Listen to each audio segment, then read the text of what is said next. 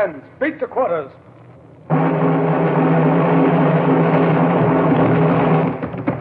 Run out the guns. Stand by the starboard battery. One broadside into it, if you please, Captain Bush. Pointers on target. Linstops ready. Aye, aye, sir. Ready. Fire!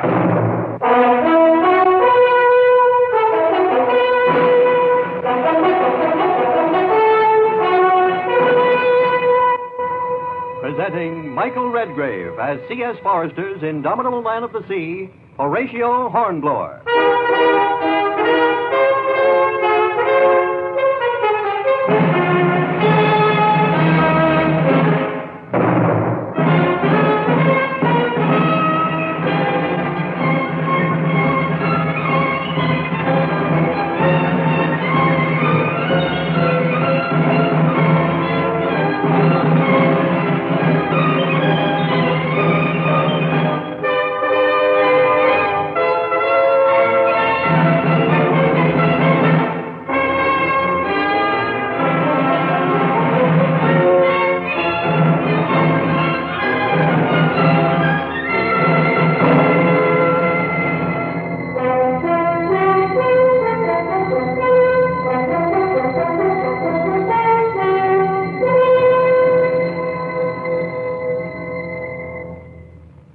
Once again, Horatio Hornblower recalls an episode from his career in the Royal Navy. This time, he departs from his experiences as a Commodore, grappling with the renegade Jonathan Sweet, and turns to an earlier adventure as a young lieutenant. And now, Horatio Hornblower.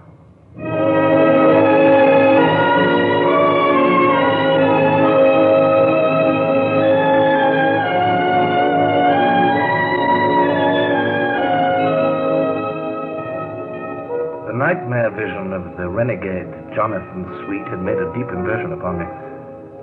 Treachery is a crime that affects the very soul of the naval officer. It brought back memories to me of an incident far earlier in my naval career, when it had fallen to me to deal with a traitor of a very different sort. At that time, I was a young lieutenant aboard HMS Renown, then part of the Channel Fleet.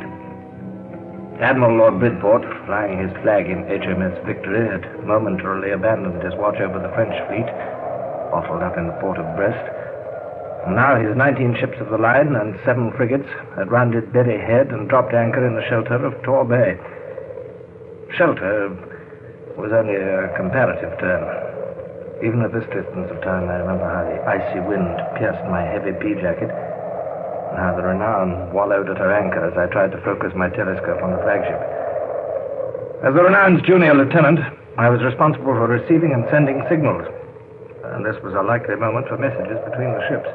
But Smith, another lieutenant whose tiny cabin I shared, was more intent upon a small boat which was clawing its way towards the Renown. Here comes Hart, the master's mate. To make his report, I suppose. Report? Yes. They put him as prize master aboard that French prize we snapped up in the channel yesterday. Well, he appears to have brought her safely to anchor. It doesn't seem to have relieved his anxiety. He's coming aboard as though the Admiral himself were waiting for him. Master at Arms Hart. Reporting, sir, from the prize Esperance. Important news for Captain Sawyer. Carry on, Hart. Aye, aye, sir. He seems excited. Perhaps the Esperance is full of gold. I'd give a ship full of gold for a drink of fresh water instead of the green slime we've been having this last month. We'll have to get some soon. The boats are put into Brixham and Torquay for supplies. Oh, good. Hello. Stand by. Here comes the captain in a hurry, and Hart with him. If it's trouble, I'm keeping out of it. Mr. Hornblower. Sir? Kindly send this signal. Aye, sir. Mr. James? There's that confounded signal, midshipman. Yes, sir. The message is to the Admiral himself, sir. It reads, Renown to flag. Prize is French national brig Esperance, having on board Barry McCool. Send it at once. I shall wait on deck for an answer. Aye, aye, sir. It seemed a somewhat unimportant message for the captain to supervise personally. The name of Barry McCool meant nothing to me. Yet the captain's eagerness was such that I lost no time in reeling off the flag numbers to Mr. James. The signal went soaring up to the yardarm, the halyards vibrating wildly in the gale. Sir, reply coming from the Victory. Yes. What does it say? Here it comes, sir. Flag to Renown. Is McCool alive? Reply affirmative, Mr. Hornblower.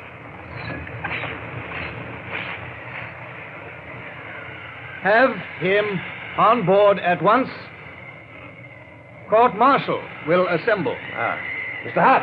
Aye, sir. Bring your prisoner aboard, Hart, but keep his hands bound. Have him hoisted in. Aye, sir.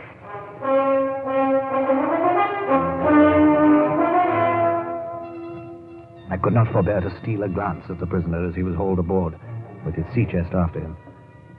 A youngish man, tall and slender, his long red hair streaming in the wind. Although he was obviously an Irishman, he wore a French infantry uniform. Yet why should we try him instead of the civil authorities? It was not until 2 bells in the middle watch, when dinner was served in the gunroom, that I had an explanation. Clive, our surgeon, seemed to have no doubt as to the fate which awaited McCool.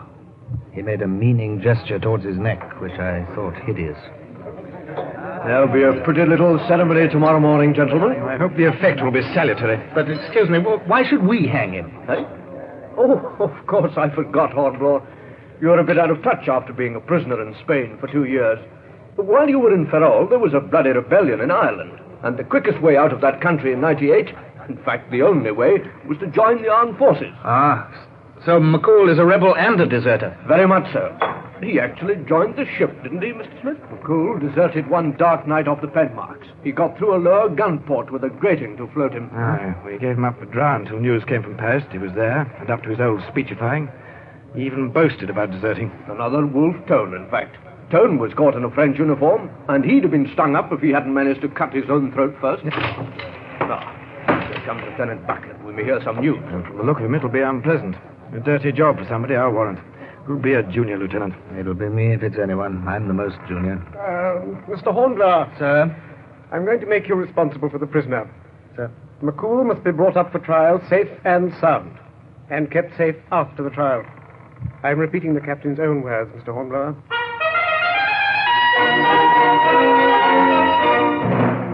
It was a duty for which I had no liking.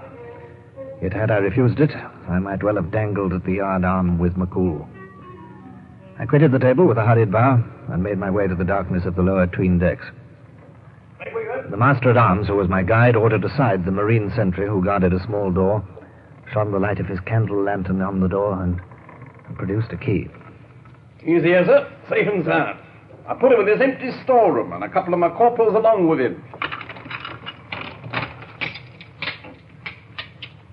I've been put in charge of you. That is most gratifying to me, Mr. Hornblower. Is there anything you need? I could eat and I could drink. Nothing has passed my lips since 24 hours ago when the Esperance was captured. Food and water, Master-at-arms. And immediately. Aye, sir. I'll see to it right away. Anything else? A mattress, perhaps, or a cushion. You will observe that this chest upon which I sit has my name carved on its lid in raised letters. I bear an honored name, but I do not desire it imprinted on my person. Yes, I'll send you in a mattress. Mr. Hornblower, I'm Lieutenant Payne on the Admiral's staff. I've orders to search this man. Certainly, Mr. Payne. You have my permission. Strip everything off. Payne was efficient. He examined every article of clothing with care. Seams, linings, and buttons. He crumpled every portion carefully, holding his ear to the material. He turned everything out of the chest with similar tests. Other than clothing, the chest contained nothing but 2 small portraits of children, to which Payne gave a special care, but without result. The things you are looking for were all dropped overside before your prize crew reached the Esperance. You'll find nothing to betray my fellow countrymen. You can put your clothes on again. Thank you, Mr. Hornblower. A gentleman whose politeness is quite overwhelming. Here comes your worthy master-at-arms with victuals. I thank you. Pardon me if my manners are rough. I was parched. I expect you were. The meat is somewhat tough. Is it? Oh, it's from our own table. But you can cut it. I have no knife, no fork. No. I understand. That gun means the court-martial is about to open, I presume. Do we go? We do. Then I can leave this delicious food without any breach of good manners.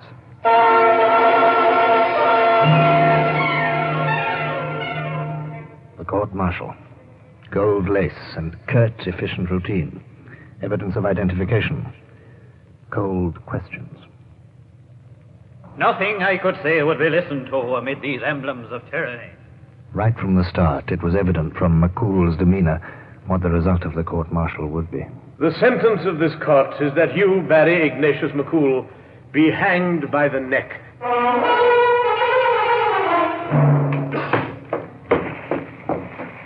Mr. Hornblower, sir. Yes, what is it? Captain's compliments, and he'd like to speak to you. Rear Admiral, the Honourable Sir William Cornwallis is with him, sir. Now, looky here, young sir. You're the officer charged with carrying out this execution, I'm told. Yes, sir? Well, when he's strung up, there's to be no speechifying. That's right, ain't it, Captain Sawyer? Yes, sir. Yes, but I thought, sir, that... Yes, I know all about the old custom of letting him make a last speech. But a quarter of the hands of this ship are Irish. And I'd as lief have a light take to the magazine as have McCool make a speech to him. I understand, sir. All right, string him up. And that'll show him what to expect if they run off. But no gab. Failing full of rum, the method's up to you, but let him speak at your peril. Aye, aye, sir.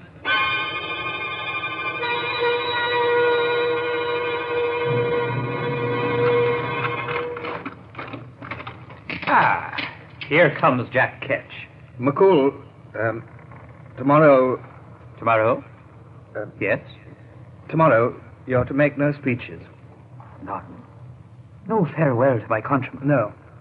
You are robbing a condemned man of his last privilege. I'm carrying out my orders. And you propose to enforce them. Yes? May I ask how? Well, I could stop your mouth with oakum. Mr. Hornblower, you do not relish your own suggestion. I suspect you are not the ideal executioner. Supposing I were to save you that trouble. How would you do that? I could give you my parole to say nothing. Oh, you don't have to trust the word of a condemned fanatic. We can strike a bargain, and you needn't carry out your half unless I have carried out mine. What bargain? Allow me to write to my wife, my widow. Promise to send the letter and my sea chest to her in Dublin. You'll have small trouble to find a coaster bound there, and you know the chest contains nothing but clothes and things of sentimental value. Yes, I know. In return, I promise to say nothing from the time I leave this place until... Well... You can read the letter. There'll be no treason. If I understand you, Mr. Hornblower, you're a gentleman of sensibility. You will dislike prizing a man's mouth open and filling it with tow. By this means, you need not. Well, I'll send pen, ink, and paper. I shall read the letter before I agree, of course. It was a reasonable bargain, provided that the letter should be innocent, and it allowed me to preserve some humanity and the prisoner some dignity. But in the meantime, I had hideous preparations to make. To have a whip rove at the port side fore-yard arm, to see that the line ran easily through the block, to weight the line and mark a ring with chalk on the gangway where the end rested, to see the noose ran smooth, to arrange with Lieutenant Buckland for 10 men to haul when the time came. I went through it all as though I lived a nightmare. And when it was done, I went back to the condemned cell where McCool was pale and wakeful. He could still force a smile as he indicated the floor, which was littered with sheets of paper covered with writing and erasures. You can see I had trouble wooing the muse, but there is my fair copy. Oh, come, sir. You need have no scruples in reading it. Well, what is this poem, McCool? A thing she'll look for, Mr. Hornblower, and without which you will not believe the letter is from me. My poems were ever a bond between us. I see. Read it. Read it aloud, sir. Let me have the pleasure of hearing my lines. Ye heavenly powers, stand by me when I die. The bee ascends before my rolling eye. Life still goes on within the heartless town. Dark forces claim my soul. So strike 'em down. The sea will rise, the sea will fall. So turn full circle, turn again, and then will burn the lambent flames, while hell will lift its head. So pray for me while I am numbered with the dead. It made but little sense to me. The poem seemed turgid and ponderous, though I was no judge in such matters. Yet I thought, if I were condemned to die within a few hours, could I write a single line that would make sense? Will you accept my word now? and keep our bargain. Very well, McCool. I accept.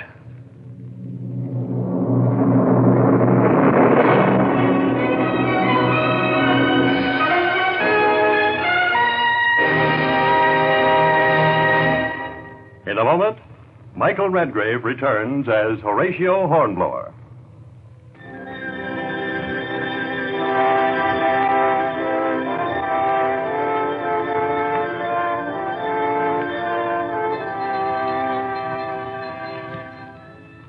The horrible thing was done in the grey hours of the following morning. The pipes twittered for all hands to witness punishment, and all hands assembled. And I made my final journey to the stifling storeroom. Mr. McCool, it's time now. I am ready, Mr. Hornblower. The priest is gone. These shall be my final words. You will keep our bargain. If you keep yours. You may rely on my word. Take me away. You're a brave man, McCool.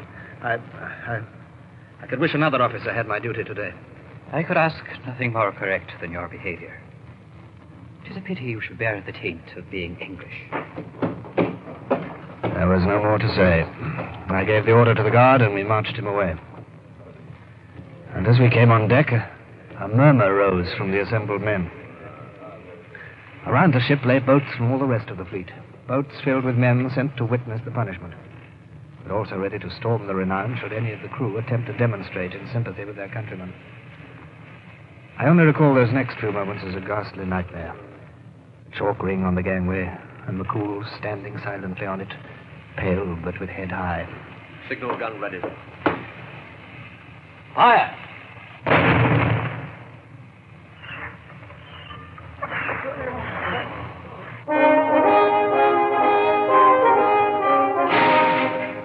And McCool died as he had promised, without a word. As I hurried about my duties, feeling sick and forlorn, I tried not to look at that dreadful sight of the yardarm. And I busied myself with preparations for finding a Brixham coaster who should call at Dublin, that I might fulfill my half of the bargain. But I was not fated to fulfill it immediately, and nor was the body to hang there until nightfall as planned. The wind was backing northerly and moderating. Well, Hornblower, I think our rest in harbour is nearly over. Rest? I never rest in such a manner again. Oh, you'll get over it. This westerly gale has kept the Frenchies shut up in Brest, but a northerly one might bring them out again. In fact... Hands to the captain! All hands make sail!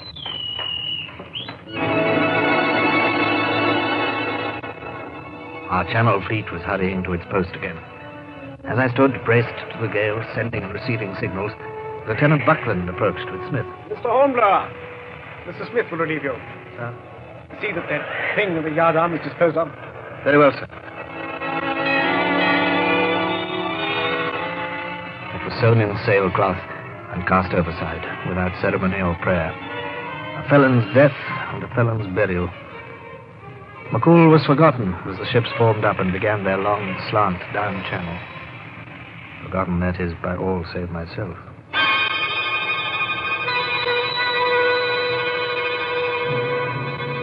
Beating about in a ship of the line on the dreary work of blockade gave me little to do that would distract my mind from its obsession with a picture of red hair and a lopsided smile.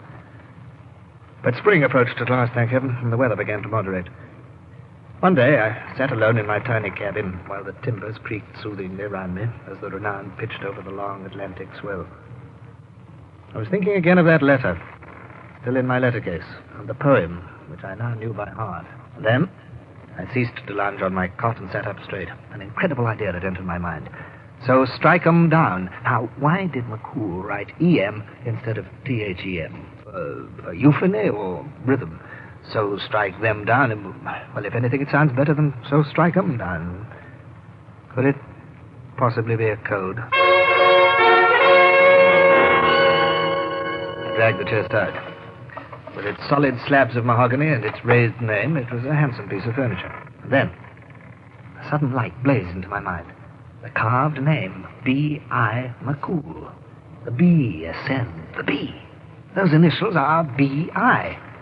Fingers in the hollow loops of the capital B, and lift. By heavens, it yields. The letter B rises half an inch. Now, what's inside? Nothing. Then, of course, fool that I am, the bee ascends before my rolling eye. Now, thumb and forefinger on the capital I. Roll it. No, the other way. It turns. Anything visible now? No. Where's that poem? Life still goes on within the heartless town. Oh, doesn't seem to mean anything. Dark forces claim my soul. No. So strike 'em down. Oh, of course. Strike M down. The M of McCool. Here goes. The M sinks into the lid. So what next? The C will rise, the C will fall. The first C in McCool. It slides upwards. And this one, the second C, slides down. By heaven, how he must have laughed at me. Quick, the poem, what does it say? So turn, full circle, turn again. Yes, the O's in McCool are the circles, and this one turns. So, the other, yes, in the opposite direction. And there's only the L left. Now, what's it say? While hell will lift its head. If I take hold of the top of the L and pull, yes, it rises. It's hinged along the bottom of the L, and as I took hold of the lid again and lifted it, the secret of McCool was revealed. Only half the lid rose. The lower half stayed where it was. And in the oblong hollow between them lay a mass of papers, neatly packaged. Banknotes, £5 notes. And in this package, too. Yes, ample money here to finance the beginning of a new rebellion. What's this, huh? More money? No, lists. Lists of names. And information about each name. Every requisite for starting a new plot. What's this? A proclamation. Irishman... Smith is coming in. Hello, Hornblower. Oh, hello, Smith. What? Still mooning over that damn chest? Why don't you get rid of the thing? Yes, I suppose I shall have to. Only suppose there should be a secret compartment in it somewhere. Yes, and suppose Boney was King of England. Payne searched it thoroughly, you say, and you've done nothing but mess about it since McCool was strung up.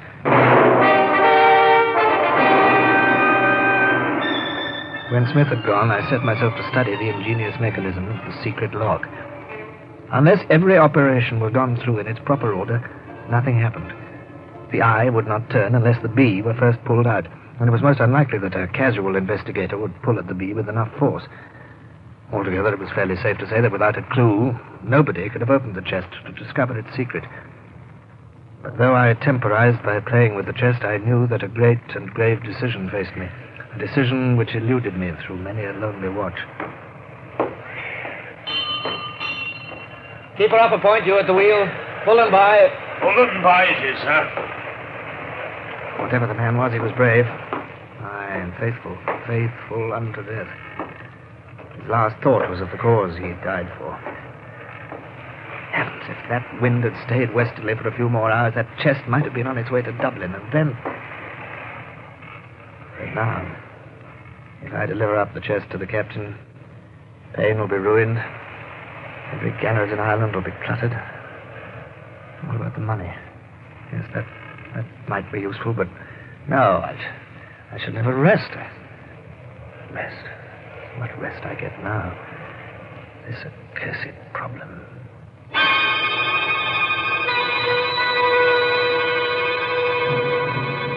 But at last, after many sleepless nights, my mind was made up. It was evening. Mine was the first watch. Darkness had closed over the Bay of Biscay, and the Renown, under easy sail, was loitering along over the black water, with her consorts just in sight. Hawkins, sir. Oh, slip down to my cabin and see if Mr. Smith's there, will you? Oh, beg me pardon, sir, but Mr. Smith's playing cards in the gun room. I've seen him myself, sir. Oh, well, no matter. Send Crookshank and Bottle after me. Aye, sir. If you'll pardon me, sir, if it's a job you want done, maybe I could do it, huh? Them two ain't much more an idiot, sir, as I know to my cost. Hawkins, when I require a speech, I'll ask for it. You heard my order? Aye, sir. Beg your pardon, sir. Idiots. Oh, why else does he think I chose those two aboard my watch? They, at least, will have no curiosity. Oh, Crookshank, Bottle, I wanted to go down to my cabin. You know the one. And there you'll find a large, heavy, canvas-covered box. Bring it up and place it in the scuppers. It's heavy, so take care. I waited in a fever of anxiety lest the fool should drop it or stumble across an officer who might ask questions. The chest was indeed heavy, for I had buried among the clothing 2 24-pound shot. But at last, after what seemed an age... Thank you, men. Well, back to your stations now. The next 10 minutes were 1,000 years, but at last... Hands to tack, ship. Prepare to attack!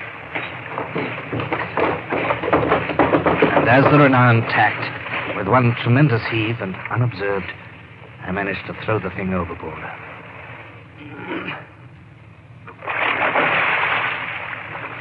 Come what might, my decision was made and carried out. There could be no more vacillation. And when 8 bells struck, I went below and slept soundly.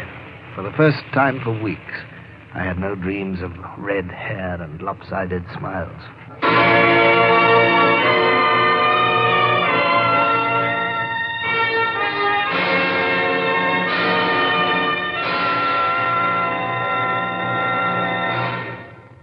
Horatio Hornblower, starring Michael Redgrave, is based on the novels of C.S. Forester. Music composed and conducted by Sidney Torch. Produced by Harry Allen Towers.